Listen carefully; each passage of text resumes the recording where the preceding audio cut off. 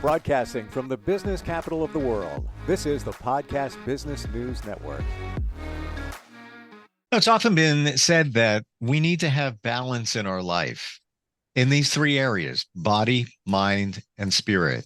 When they're all perfectly in balance within each other, you're living a great life. Well, let's do this. How do we get there? And what are they? I know it sounds rhetorical, but what is body, mind, and spirit? We're going to start focusing on that today with somebody who empowers people all the time, decades of work that she's done to help people using many different modalities, including music and more. And she's back with us. Dr. Janine Ambrose joins us here on the program. How are you? Wonderful. Good afternoon. Wonderful having you back here. And the whole body, mind, and spirit, let's break those down. Body seems a little obvious, but how do you define that in relation to the other two? Well, it all goes back to balance. So the body needs to be in a weight range that's healthy. Okay. And you need to exercise every day to keep everything functioning properly. If you can every day, I try to. And then with the mind, we have to be able to control our thoughts. We have to, or we need to, I should say, be able to focus on what we want and what we don't want. And if we think happy and if we smile, because it affects everything in your face and in your body, you can create that. So whenever I start to get into what I call a mud mind, I start making myself smile and I sing that song, Don't Worry, Be Happy. Mm-hmm. You know that one? Sure. Bobby McFerrin from back in the 80s. Yeah, it's great. So body, mind, and spirit. And there has to be a spiritual connection where meditation comes in. And what meditation does is connect you, slow your brain down so that you can receive, and it actually expands your energy field because we all have energy fields. So when our energy field is expanded, we're connected. When we get upset or angry or any of those type of emotions, we pull our energy field in and we disconnect. So body, mind, spirit creates enlightenment when you have all three of those in balance. Let's go to and let's go back to the body. And I totally see that. By the way, I already defaulted on two of those: the weight thing, the exercise thing. Work in progress. Making commitments, need to stick to them, but they're important. Same thing with your diet. You know, what you're eating, affects the other stuff too. If you're not getting the right kind of nutrition or you're eating garbage, the mind part is going to be off kilter. The spirit part's going to be off kilter because you may be, let's say you're not hydrating, not getting enough water. Wouldn't that also set the other things off base, off balance? I think water is really important since our body's over 90% water. Sure. That's all I drink, that, and I have my coffee in the morning. I'm a coffee snob. And then water, basically, and maybe a toddy once in a while. But that's not bad either. A glass of wine once in a while is great too. Sure. Balance. Everything needs to be in balance. It's really simple. It's not complicated. So let's move from the body portion to the mind. Now, you talked about the thoughts that we have control us. Many believe that what you think, even if you're just thinking it, not even saying it, becomes your reality. Do you believe that? Well, our thoughts go into the ethers, just like when we, when I get into journaling in my book, when we write it down, it releases it in the ethers. Sound carries it in the ethers, and our thoughts actually are very powerful. It goes into the ethers. Everything's connected, so how can it be separate? When we're talking about writing it down, now it sounded like things that your goals, your desires. I believe that a lot of us need the instruction. We don't know how to do this. Even keeping a gratitude journal may sound simple, but unless you know what you're doing or know how to do it, you're not going to know. What do you mean by that in terms of journaling? Well, it's kind of like the maps for success. Sure. You have to know what your passion is and what you want to create in your life before it can even happen. So Map for Success, which is in my book also, it talks about making a map, splitting it up into quadrants, and writing down each thing you want in your life. What you write down the things for your family, you write down for your successes, what you want to do on the planet. You break it down into a circle, and then you always want to put a spiritual symbol on it because it's like a form of protection. Because everything you do has a reaction to it. So your intention in writing down a form of protection, whether it be a yin and yang, Christians put a cross, whatever makes you feel like that. Does that make sense? I've never heard of that before. So I want to go back to that for a split second. So you're saying, Janine, let's say you have a journal. Why don't we call it, I have a gratitude journal, and that's, just simply every day I write the date I am grateful for, and I list 3 things. And wonderful. Could be anything. Could be the cup of coffee right over here. And because I'm grateful for it. It just makes me feel good. And then I think, I don't get detailed, but then I think, you know what? I'm grateful to the barista at Starbucks. I'm grateful to the growers of the beans. I'm grateful to the people, that handle the packaging of the cup to put it in, and all of that. That's what I think. When you're journaling for what you want, maybe your goals, your dreams, maybe your manifestation journal, if that even exists. How detailed do you get in writing those things? And thank you for the protection thing. I never heard that before. You want to be very detailed because, okay, let me give you an example. Let me think for a minute, an example of detail. So when people would ask me, Janine, how you doing? I would say, I'm rocking and rolling. I'd say that. Well, and eventually I rolled my car and I rocked and rolled. So now when they go, Janine, how you doing? I go, I'm perfect. Everything's great. Because I'm putting that out there. Does that make sense? Look at my face. Oh my. Wow. Powerful. Wow. Now I analyze what things people say. I know somebody who's a little snarky at times, and hey, how's it going? Living the dream. But I wonder how that's going to support them. How that could, rocking and rolling, living the dream. I'm not sure how to process that in terms of what you're asking for from the universe by saying that statement. What could possibly happen? Yeah. Well, and it's good to say I'm perfect because we actually, when you look at an infant and a baby, you see the purity of love that comes from them. And I went to visit my grandson the other day at preschool. He's 5. And I walked in there and there was a diversified group of children there.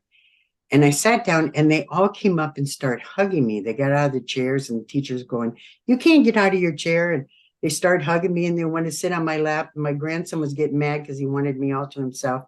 And I just thought, look at the love that these children have at 5 years of age. Now, what happened? So when I was talking to him, I said, now, when you guys get older, make sure you hug like you are now. Hug everybody.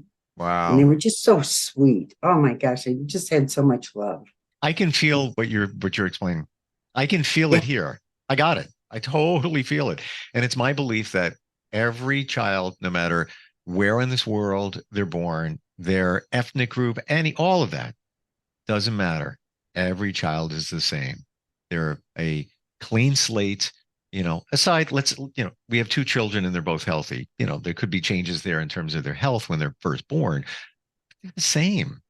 They're impressionable. And that's where things start changing, from birth. Now 1, now 2, now 4 years old, 5 years old, the things that they experience, and that may not be bad things, but things they hear. Their dog died at 5. That leaves an impression on them, and then they carry that later in life. And that's what I think holds us back many times. Do you feel the same? Yeah. And, fear is our greatest weakness, I think. Fear, anger. If we really look at a situation instead of reacting to it, we usually can figure out what our place is in it, So, I have 6 children. So sometimes some of them get upset and I go, well, can you look at this a different way? And how much time do you want to waste being upset when you can change your thoughts? Hmm. How long do you want to waste? Because we can stay in it and roll it around. Now, here's a skill I'll give you. When I've ever gotten into my mud mind where where something's bothering you and you're thinking about it all the time, I walk around and I go, and I just start saying, let go and let love. Or you can say, let go and let God, whatever fits that. But when you start saying that repetitively in your mind, all of a sudden, whatever was hanging on you is gone and you feel relief. It works every time. Give us that again, please. So when you get upset, or you know how something will upset you and you keep thinking about it, well, how could they do that to me, or that type of thing. So what you do is, instead, is I walk around or take a walk, and repetitively I say, let go and let God. And I just keep it saying over and over in my mind as I'm walking. And eventually, all of a sudden, it's gone.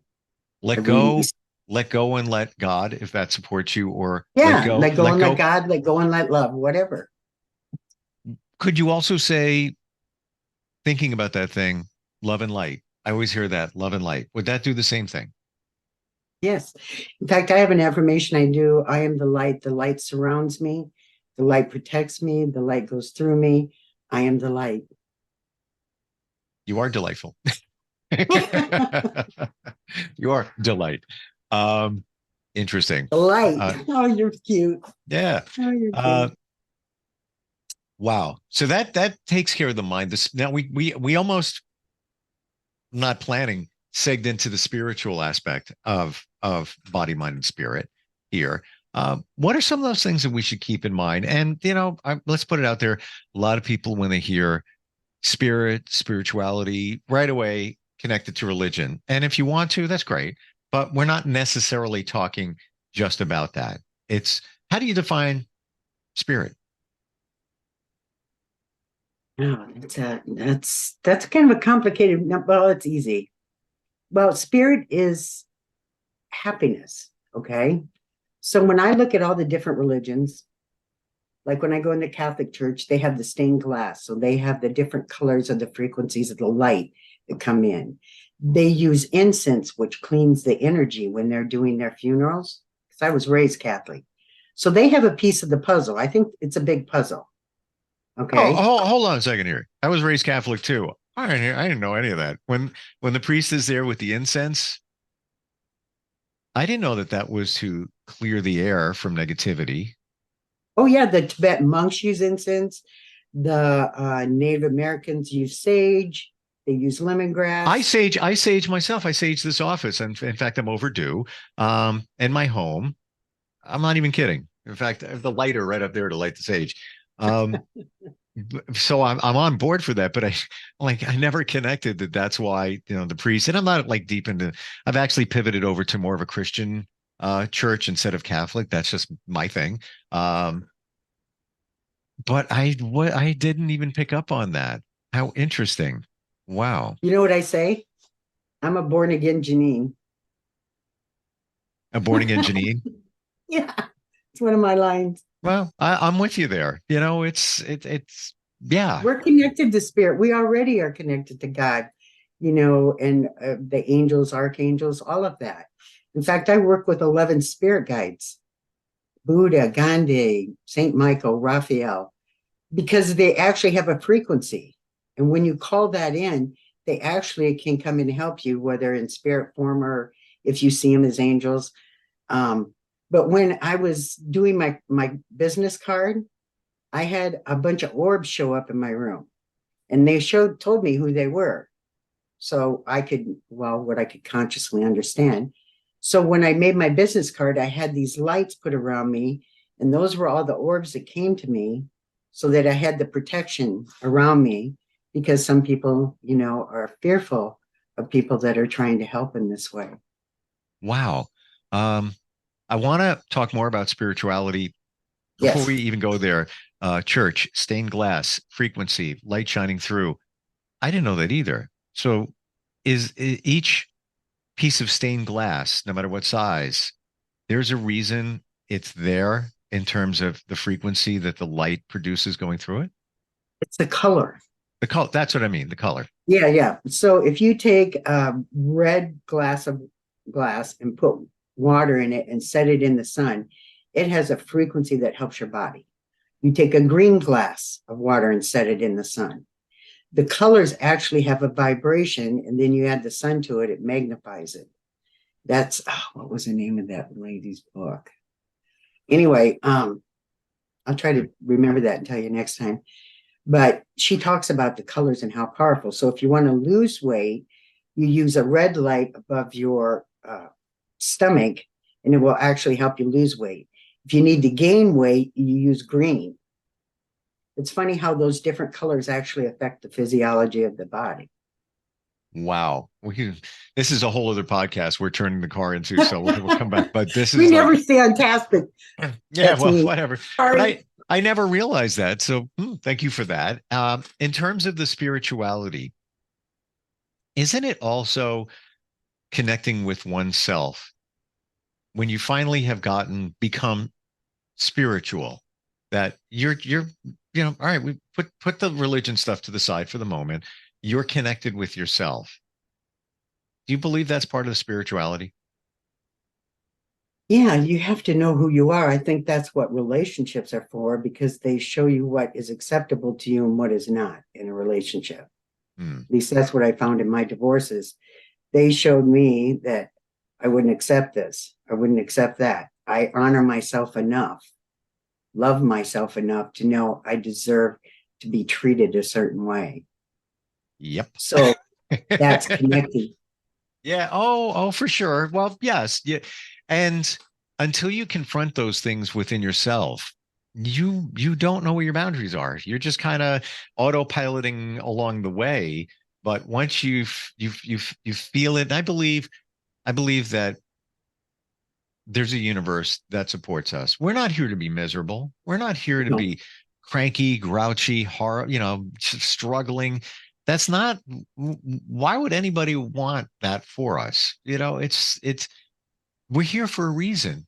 We have a purpose, and part of that purpose is to teach, and part of the purpose is to learn and more.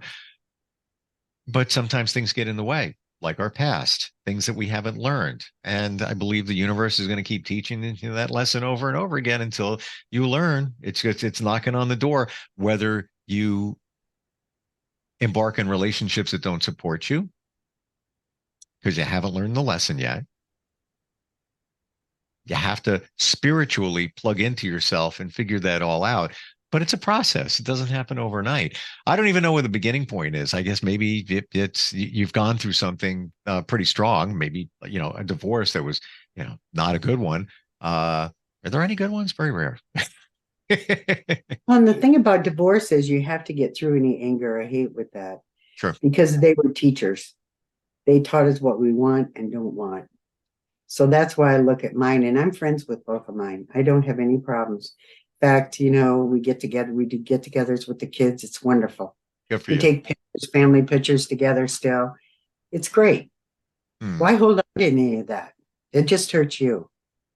Well, that's a great point you bring up in terms of forgiveness in any situation. It's on you. It's somebody did something to you. That was horrible. I understand it. I get it. Nobody can understand it better than the individual that went through something. But at the same time, unless you release it, you're just holding it in there. The other person, they don't care anymore. They already moved on. You're off their radar. I have an affirmation for that. So anybody that's hurt you or you think you've hurt, you can say, I release you, I love you, I loose you, I set you free for your highest good. And you release me, love me, loose me, and set me free for my highest good. And when you speak it, sound carries thought, you release that karma between you and them. And even though you haven't talked to them to say, I'm sorry, or they haven't talked to you to say they're sorry, it still breaks that cord. It's very powerful. Even cord cutting. There's another topic. Right? To say that out loud, even once, without even letting the other person know, can make a big difference. Well, sometimes I might say it multiple times, how Okay, deep I feel it. Okay. sure. So, but I release everyone and everything. If you really want to release and create a real big space around you, everyone and everything. I love it. I loose it. I set it free. Now, there was a psychiatrist that I don't know. Did I tell you about the psych ward? Okay, he worked in the psych ward and he had a list of his patients, and every day he would go down the list of his patients and he would say, I love you. I'm sorry. Please forgive me. And he went down every day and kept saying that to the patients. Inevitably, the percentage rate of his patients getting better was unbelievable. You did mention that weeks ago. Now it just came back to me. Yes, I mean Yeah. that's how powerful it is because even though they weren't his family that injured them, he was still a part of them, so he could affect their life. Isn't that awesome? It really is. I have to share with you, and I want to go back to that affirmation about forgiveness in a second. But Okay. I want to share with you when you were saying that right in that section, there was a flash of lightning here and a large, loud rumble of thunder.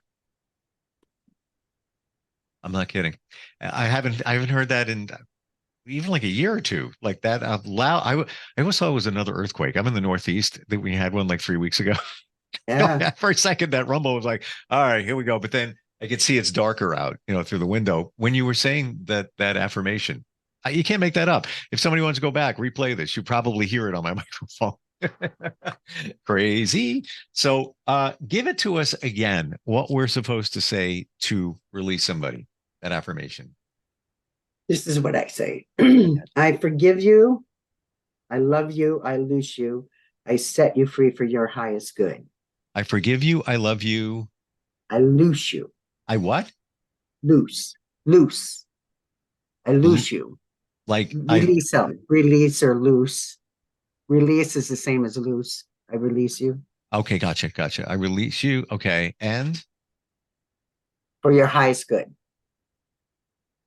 And then you go, and you release, you love me, you loose me, release me for my highest good. so I forgive you. I love you. I release you. And what was the rest? I want to make sure For your highest good. for your highest good. That's all. That's it right there. And then you do the opposite. But I go, everyone and everything loves me, looses me, and releases me for my highest good. And I release everyone and everything same way. That way, you're taking care of a larger amount at the same time. I was going to just bring that up. So if you've got, let's say, one situation, person in mind, you don't have to focus on just them. If you do the blanket statement, that's Well, it depends. Depends how emotionally attached you are to it. okay. And if you can feel it that it's there, then that's when you need to work on Gotcha. separately. Got a minute left here. You mentioned something about a book that connects to what we're talking about today. Your book? My book, um, Achieving Self Mastery. Okay. It's on Amazon. Mm-hmm. And And it's got nine ways to awaken and become more centered and I say achieving because it's a never-ending journey. It's not achieve self-mastery, it's achieving. It's like my TV show, Journey with Janine. It's all a journey. hmm. Take the pen out and write that one down too. Achieving. Yeah. Because it's a work in progress. That's a great word. And I'm not going to get into the detail on this, but somebody actually said that to me earlier today about something similar and said, no, we never say that we've done it. We're working on it. So achieving is a great word too.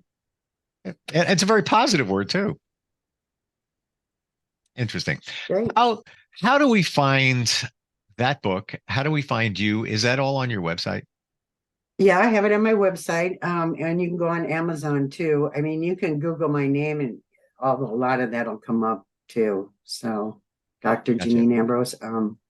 My website is www.docja.pro.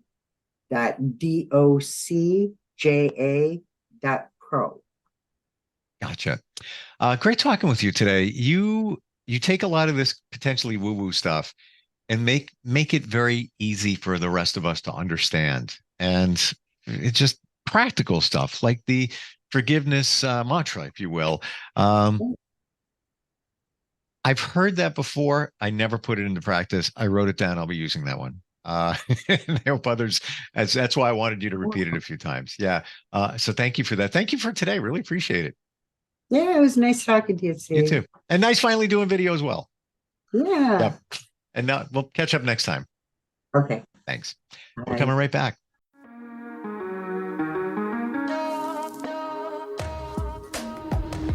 Broadcasting from the business capital of the world, this is the Podcast Business News Network. For nearly 2,000 severely injured veterans, everyday life has become filled with barriers. Day-to-day simple tasks can become pretty daunting. I have to carry my chair up 2 flights of steps or have somebody do it for me. What scares me the most is just the falling. When I'm struggling with my house, I think, to have that one great barrier just knocked down, it's crucial. Home for Our Troops is a wonderful nonprofit that builds a Mortgage-free, fully adaptive, handicap-accessible house. And there's no catch. It'll be our very first home that we've ever owned. This is a game changer. This is where your life begins again. We need you to join us in completing this important mission. Please visit hfotusa.org and help build homes and rebuild lives. Because of you, everything's going to be okay.